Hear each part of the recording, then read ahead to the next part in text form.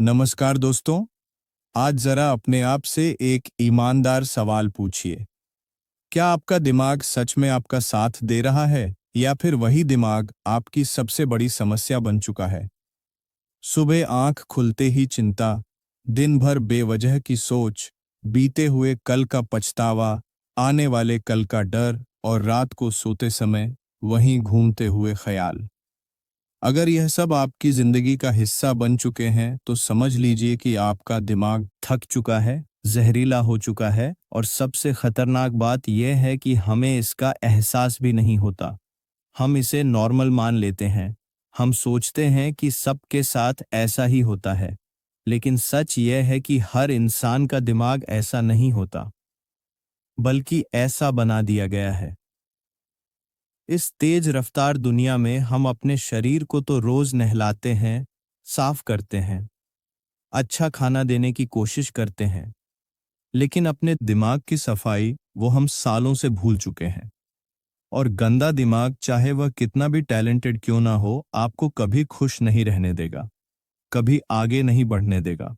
यही वजह है कि आज इतने लोग सब कुछ होते हुए भी अंदर से खाली महसूस करते हैं। पैसा है लेकिन सुकून नहीं, लोग हैं लेकिन शांति नहीं, सपने हैं लेकिन हिम्मत नहीं। और यही वह जगह है जहां यह किताब डिटॉक्स योर माइंड आपकी जिंदगी में एंट्री लेती है। यह किताब आपको कोई हवा हवाई मोटिवेशन नहीं देती, बल्कि आपको आईना दिखाती है। यह आपको बताती है कि आपका दिमाग किस किस तरह से रोजर पी रहा है, और उससे भी ज्यादा जरूरी बात, उस जहर को बाहर कैसे निकालना है। क्योंकि जब तक दिमाग साफ नहीं होगा, तब तक आपकी मेहनत, आपकी प्रार्थना, आपकी प्लानिंग सब अधूरी ही रहेगी।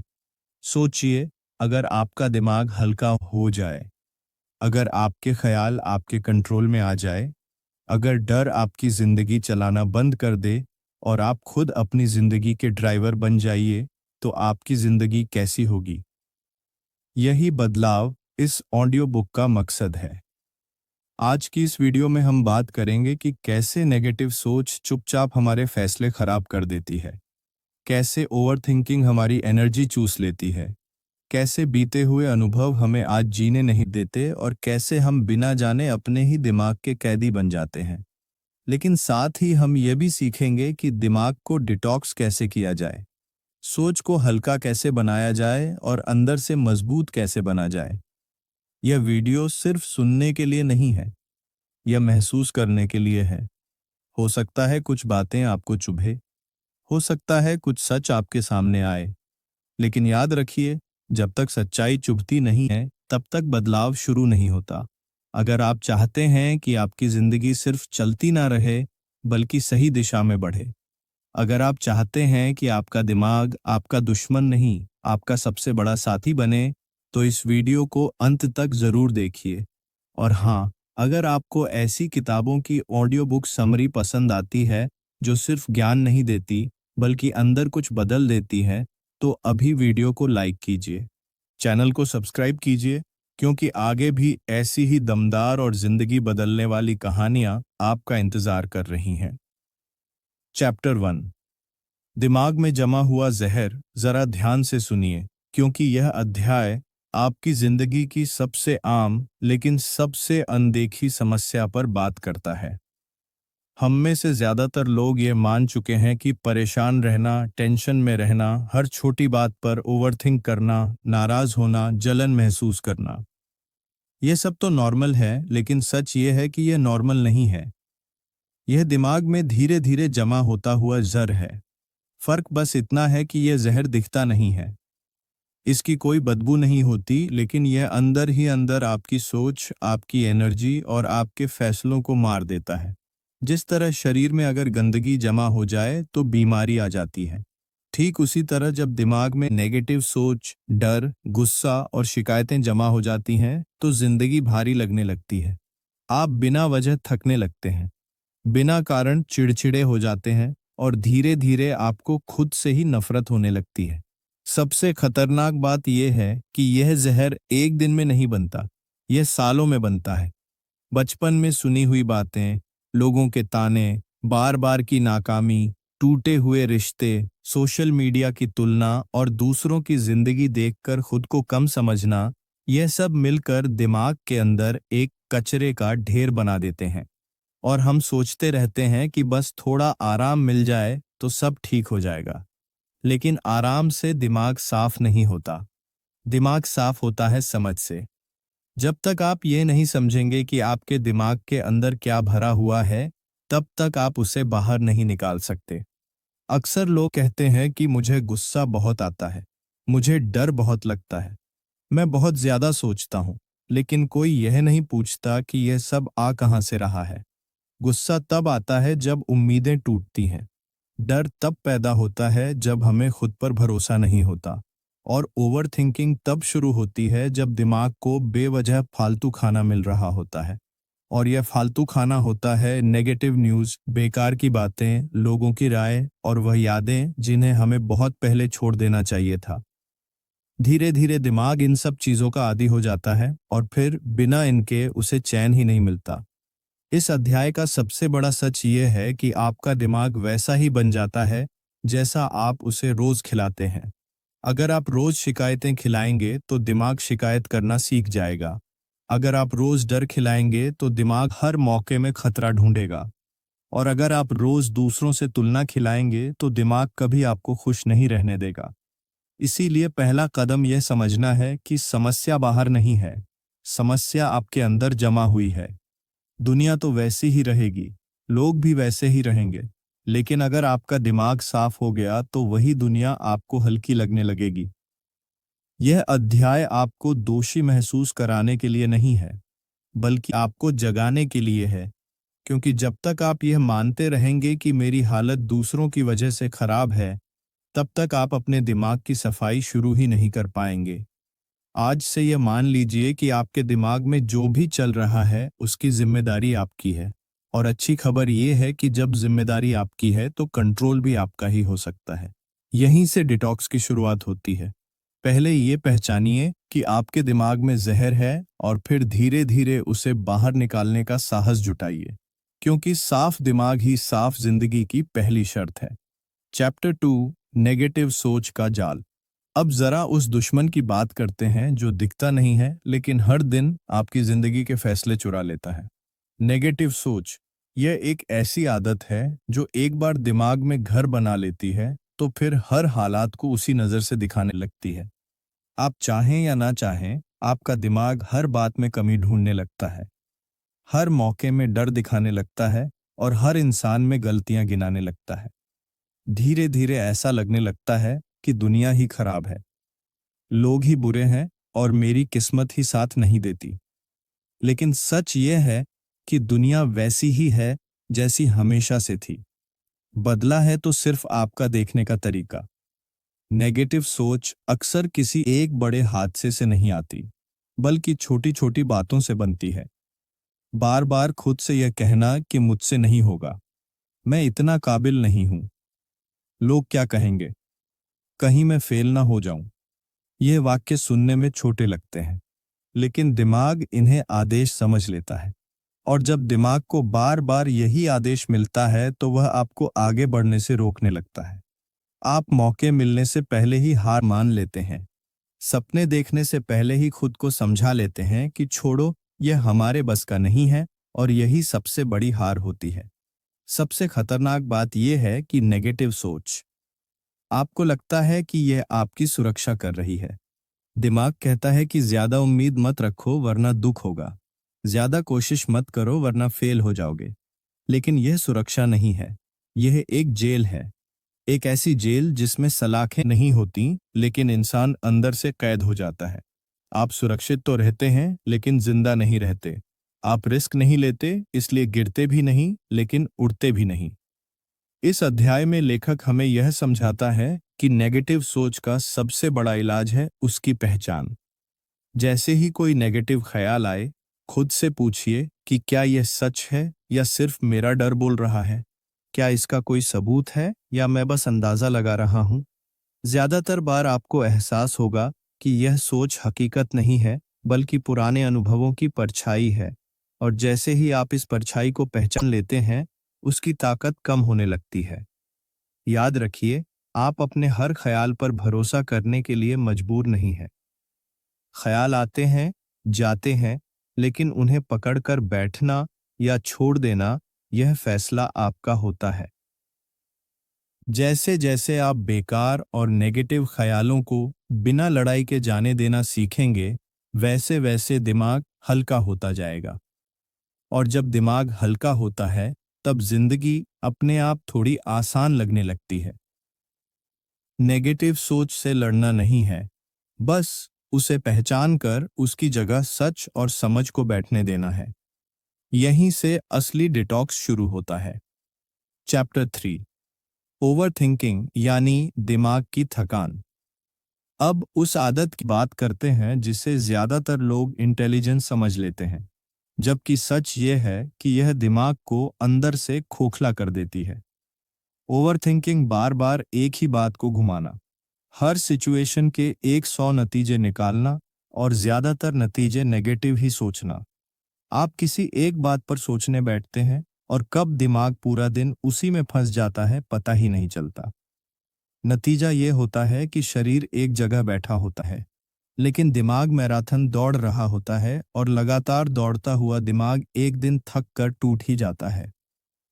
ओवरथिंकिंग की सबसे बड़ी दिक्कत यह है कि यह आपको वर्तमान से चुरा लेती है। आप सामने बैठे इंसान के साथ होते हुए भी वहां नहीं होते। आप आज का काम करते हुए भी कल की चिंता में फंसे रहते हैं।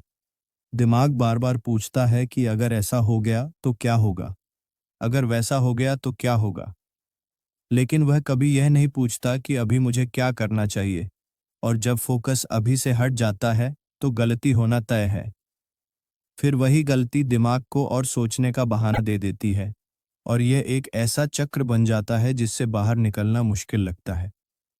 कई लोग सोचते हैं कि ज्यादा सोचने से हम बेहतर फैसला लेंगे, लेकिन सच ये है कि ज्यादा सोचने से फैसला लेने की ताकत ही खत्म हो जाती है। आप इतने ऑप्शन देख लेते हैं कि कोई भी ऑप्शन सही नहीं लगता।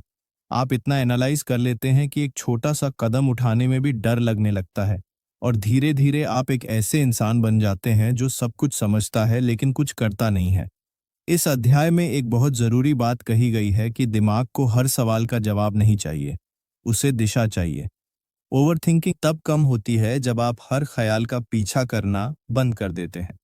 जैसे ही कोई बेकार का ख्याल आए, खुद से कहिए कि अभी नहीं, अभी मुझे इस पल में रहना है, अभी मुझे सिर्फ अगला छोटा कदम उठाना है।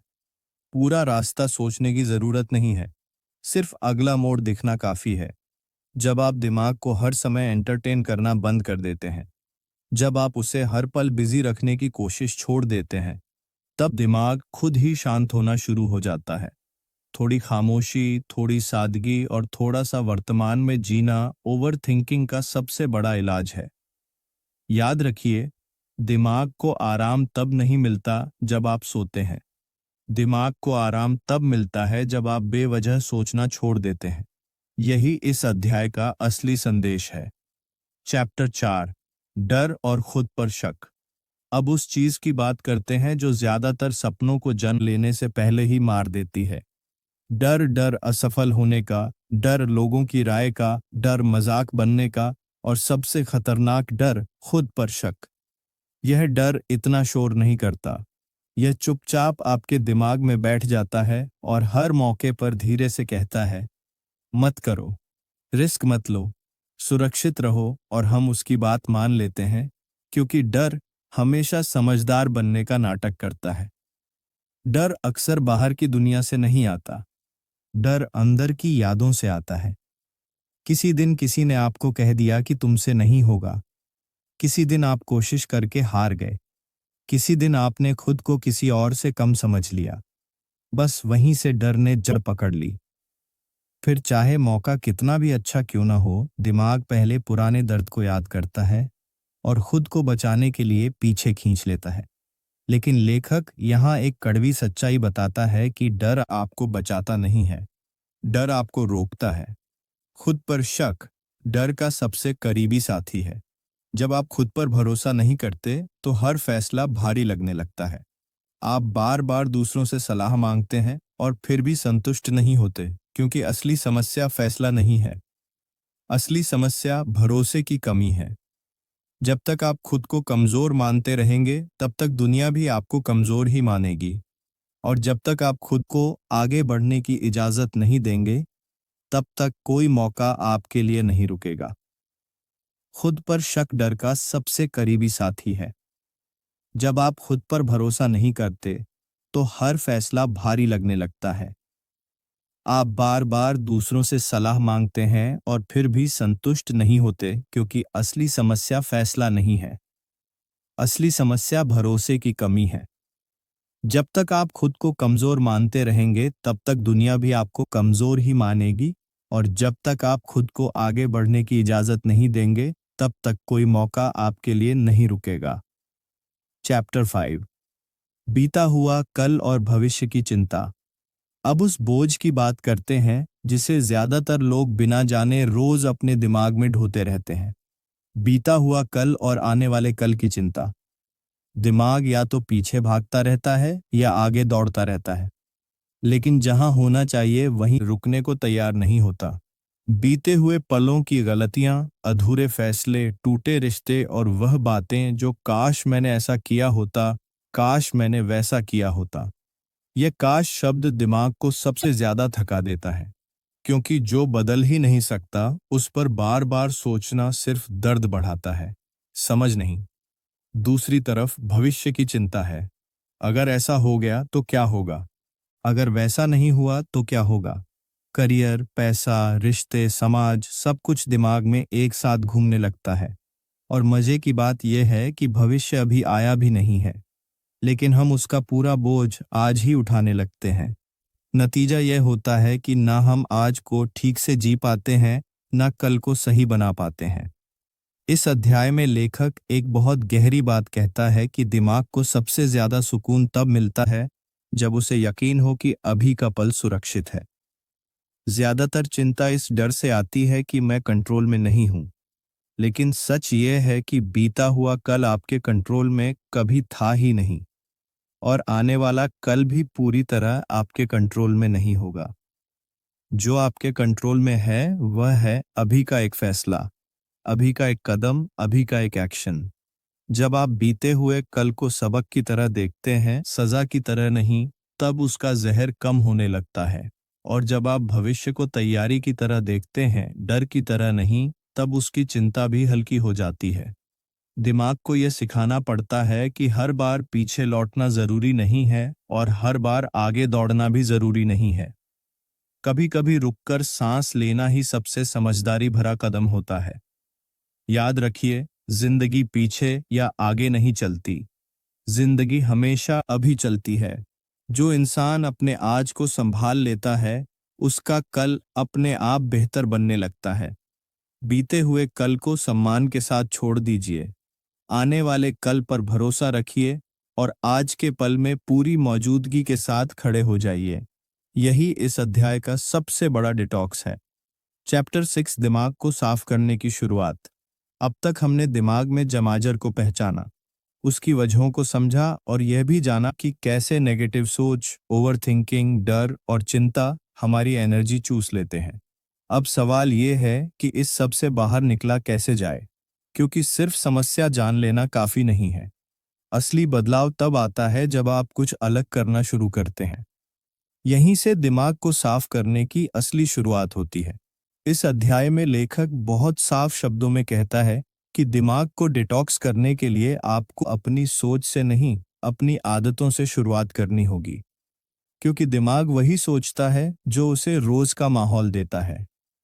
आप अगर दिन भर नेगेटिव खबरें देखेंगे, फालतू की बातें सुनेंगे और हर किसी की राय को अपने ऊपर हावी होने देंगे, तो दिमाग गंदा ही रहेगा। इसीलिए पहला कदम है इनपुट कम करना। हर चीज पर रिएक्ट करना बंद कीजिए। हर मैसेज का तुरंत जवाब देना जरूरी नहीं है। हर बात पर राय बनाना भी जरूरी नहीं है। दूसरा कदम है खामोशी को अपनाना। आज ज्यादातर लोग खामोशी से डरते हैं, क्योंकि खामोशी में दिमाग अपनी सच्चाई दिखाता है। लेकिन यही खामोशी दिमाग की सबसे बड़ी दवा है। रोज कुछ मिनट बिना मोबाइल, बिना शोर, बस अपने साथ बैठना धीरे धीरे दिमाग की परतें साफ करने लगता है। शुरुआत में बेचैनी होगी, लेकिन यही बेचैनी इस बात का सबूत है कि दिमाग को डिटॉक्स की जरूरत है। तीसरा और सबसे जरूरी कदम है अपने ख्यालों को और डर देना। हर ख्याल पर विश्वास करना छोड़ दीजिए। कुछ ख्यालों को आने दीजिए और जाने दीजिए और कुछ को चुनिए।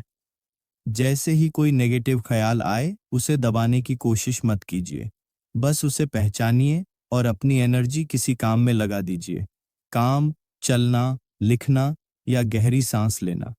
जब दिमाग को सही दिशा मिलती है, तो वह बेवजह भटकना बंद कर देता है। इस अध्याय का सबसे बड़ा संदेश यह है कि दिमाग एक दिन में साफ नहीं होता, लेकिन हर दिन थोड़ा थोड़ा साफ जरूर हो सकता है। आपको परफेक्ट नहीं बनना है, आपको सिर्फ कॉन्शियस बनना है। जैसे ही आप अपने दिमाग की सफाई की जिम्मेदारी लेते हैं, वैसे ही अंदर से हल्कापन महसूस होने लगता है। यहीं से एक नई सोच, एक नई एनर्जी और एक नई जिंदगी की शुरुआत होती है। चैप्टर 7, एक शांत और मजबूत दिमाग की जिंदगी। अब इस सफर का वह हिस्सा आता है जहां आप महसूस करने लगते हैं कि कुछ बदल रहा है। दिमाग पहले जितना भारी नहीं लगता, ख्याल पहले जितने शोर नहीं करते और जिंदगी पहले से थोड़ी ज्यादा साफ दिखाई देने लगती है। यही इस अध्याय का मकसद है, आपको यह दिखाना कि जब दिमाग शांत और मजबूत होता है तो जिंदगी कैसी महसूस होती है।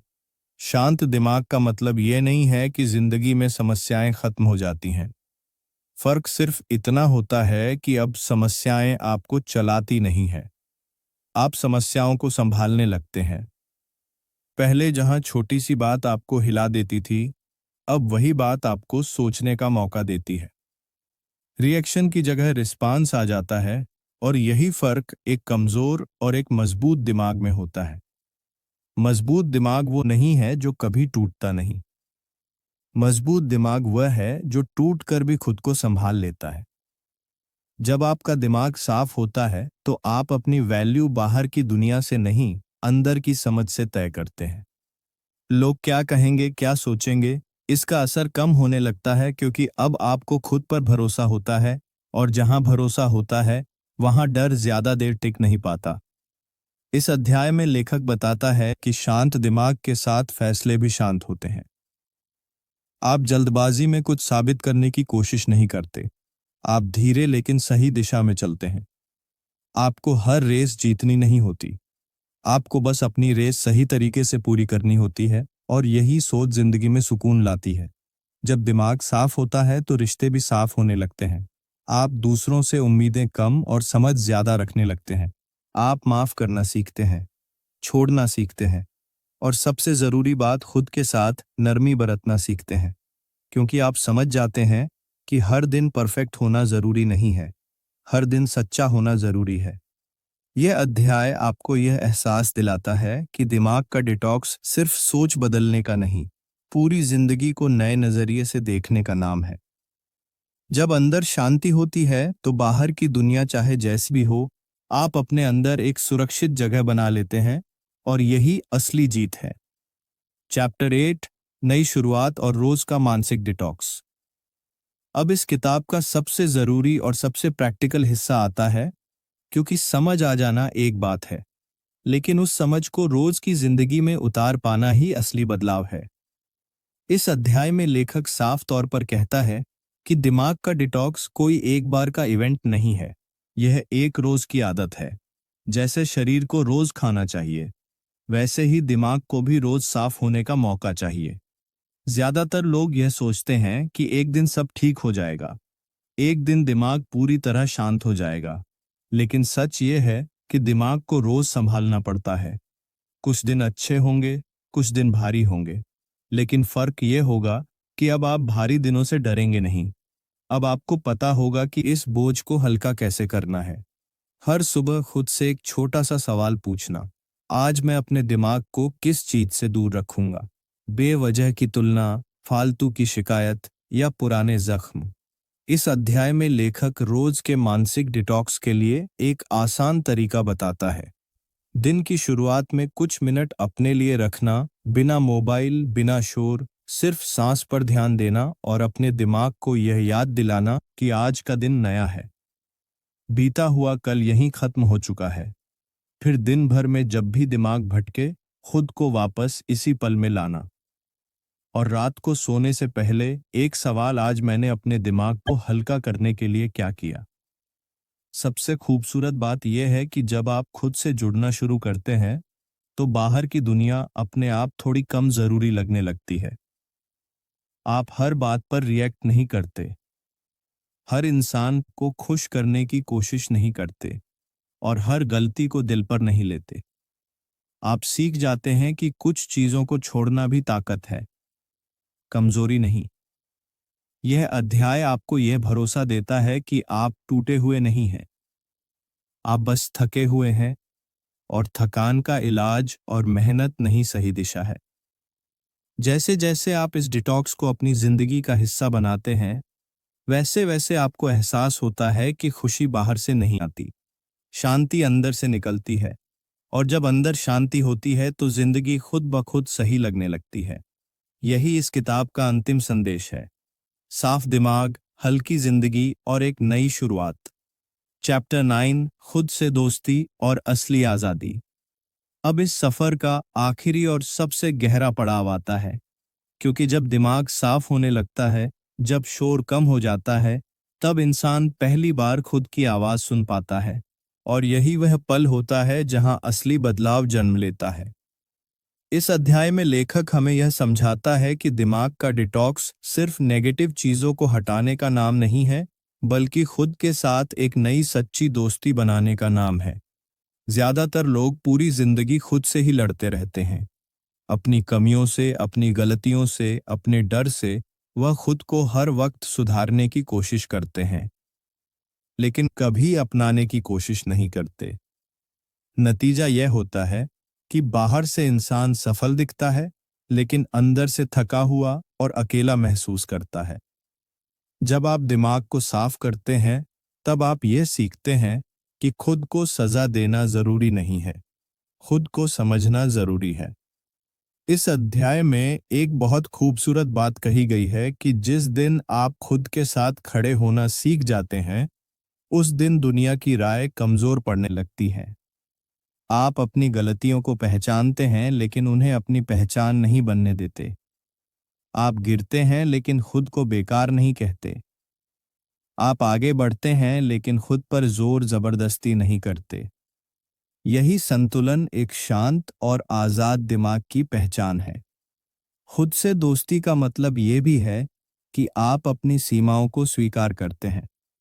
आप हर चीज में परफेक्ट बनने की कोशिश छोड़ देते हैं। आप समझ जाते हैं कि हर दिन समान नहीं होता, हर दिन जीत नहीं होती, लेकिन हर दिन सीख जरूर होती है। और जब आप इस सोच के साथ जीते हैं, तो जिंदगी हल्की लगने लगती है। आपको हर किसी को साबित करने की जरूरत नहीं रहती, क्योंकि आप खुद के सामने सच्चे होते हैं। इस अध्याय का सबसे बड़ा संदेश यह है कि असली आज़ादी बाहर से नहीं मिलती। असली आज़ादी दिमाग के अंदर पैदा होती है। जब आप अपने ख्यालों के गुलाम नहीं रहते, जब आप अपने डर से भागते नहीं, और जब आप अपने अतीत को ढोते नहीं, तब आप सच में आज़ाद होते हैं। यही आज़ादी आपको खुलकर सांस लेने देती है, सही फैसले लेने देती है, और अपनी जिंदगी को अपनी शर्तों पर जीने की ताकत देती है। याद रखिए, दिमाग को साफ करना कोई कमजोरी नहीं है, यह सबसे बड़ी हिम्मत है। क्योंकि हर कोई दुनिया बदलने की बात करता है, लेकिन जो इंसान अपना दिमाग बदल लेता है, वही अपनी पूरी जिंदगी बदल लेता है। और अगर आप यहाँ तक सुनते आए हैं, तो इसका मतलब है कि आप भी उस बदलाव के लिए तैयार हैं। यही इस किताब की असली जीत है, और यही आपकी नई शुरुआत, चैप्टर 10 डिटॉक्स के बाद की जिंदगी और असली शक्ति। अब आखिरी अध्याय में हम उस जगह पहुंचते हैं जहां दिमाग सिर्फ शांत नहीं होता, बल्कि मजबूत और जागरूक हो जाता है। डिटॉक्स के बाद की जिंदगी कोई जादुई जिंदगी नहीं होती जहां मुश्किलें खत्म हो जाए। फर्क बस इतना होता है कि अब मुश्किलें आपको तोड़ती नहीं हैं, बल्कि आपको और समझदार बनाती हैं। अब आप हालात से भागते नहीं हैं, आप उनका सामना करते हैं बिना घबराए, बिना खुद को खोए। डिटॉक्स किया हुआ दिमाग हर चीज को जरूरत से ज्यादा सीरियस नहीं लेता। आप सीख जाते हैं कि हर लड़ाई लड़ना जरूरी नहीं है, हर बात पर सफाई देना जरूरी नहीं है, और हर नुकसान को दिल पर लेना भी जरूरी नहीं है। आप अपनी एनर्जी कीमत समझने लगते हैं। आप जानते हैं कि आपकी सबसे बड़ी पूंजी आपका ध्यान है, और आप उसे वहां खर्च नहीं करते जहां उसका कोई मतलब नहीं है। इस अध्याय में लेखक एक बहुत सच्ची बात कहता है कि साफ दिमाग वाला इंसान बाहरी कंट्रोल से बाहर आ जाता है। लोग क्या कहेंगे? सोशल मीडिया क्या दिखा रहा है? दुनिया किस दिशा में भाग रही है? यह सब अब आपको चलाना बंद कर देता है। अब आप अपने अंदर के कंपास से चलते हैं, और जब इंसान अंदर से दिशा पा लेता है, तो बाहर की अफरा तफरी उसे भटका नहीं पाती। डिटॉक्स के बाद आप अपनी जिंदगी को टुकड़ों में नहीं, एक पूरी तस्वीर की तरह देखने लगते हैं। आप समझ जाते हैं कि हर दर्द का कोई मतलब था, हर गिरावट ने कुछ सिखाया, और हर ठहराव ने आपको सांस लेने का मौका दिया। अब आप अपने अतीत से लड़ते नहीं हैं, आप उसे धन्यवाद देकर आगे बढ़ते हैं, क्योंकि आप जानते हैं कि बिना उस सफर के आप यहां तक नहीं पहुंचते। इस अध्याय का सबसे बड़ा संदेश ये है कि असली शक्ति शोर में नहीं, शांति में होती है। जो इंसान अपने दिमाग को शांत कर लेता है, वह हालात के बीच भी स्थिर रह पाता है, और वही स्थिरता उसे सही फैसले लेने, सही लोगों को चुनने और सही जिंदगी जीने की ताकत देती है। जब आप इस किताब को खत्म करते हैं, तो ये मत सोचिए कि सफर यहीं खत्म हो गया। असल में ये यहीं से शुरू होता है। हर दिन थोड़ा और साफ, थोड़ा और सच, और थोड़ा और अपने लिए जीना। अगर आप यह कर पाए तो समझ लीजिए कि आपने सिर्फ अपना दिमाग नहीं, अपनी पूरी जिंदगी डिटॉक्स कर ली है। यही इस किताब की अंतिम सीख है, और यही आपकी असली ताकत। और अब जब आप इस सफर के आखिरी पल तक मेरे साथ हैं, तो सोचिए, आपके दिमाग की गंदगी अब धीरे धीरे हटने लगी है। वो डर, चिंता, नेगेटिव ख्याल और ओवर थिंकिंग जो कभी आपको रोकते थे, अब धीरे धीरे पीछे हटने लगे हैं। आज से आपका दिमाग आपका साथी बनने वाला है, आपका दुश्मन नहीं। याद रखिए, यह सिर्फ एक किताब की कहानी नहीं थी, यह आपके अपने दिमाग की समझ का सफर था। और अगर आप इसे रोज अपनी जिंदगी में अपनाएंगे, तो हर दिन हल्का, साफ और सशक्त महसूस होगा। खुद से दोस्ती करना, हर ख्याल को पहचानना, और अपनी ऊर्जा की कीमत समझना, ये सब आपके अंदर की असली ताकत है। अगर आपको ये वीडियो पसंद आया और तो लाइक सब्सक्राइब कर दीजिए।